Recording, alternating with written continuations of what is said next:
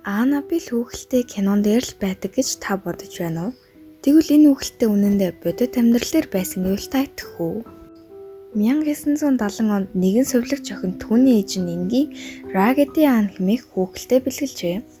Эхэндээ бүх зүйл зүгээр байсан ч удалгүй охин гэртээ хачин зүйлсийг анзаарч эхлэв. Хүүхэлтэй хаана ихтэй өөр газар очихсан байдаг. Харин ширээн дээр "Help me" гэж бичсэн жижиг цаас гарч ирдэг болсон гин. Тэд айж сандарч алдарт сүнс судлаач Эд болон Лорен Варен нарыг дууджээ. Тэд шалгаад хүүхэлтэд нэгэн муу ёрын сүнс орсон байна гэж хэлсэн байдаг.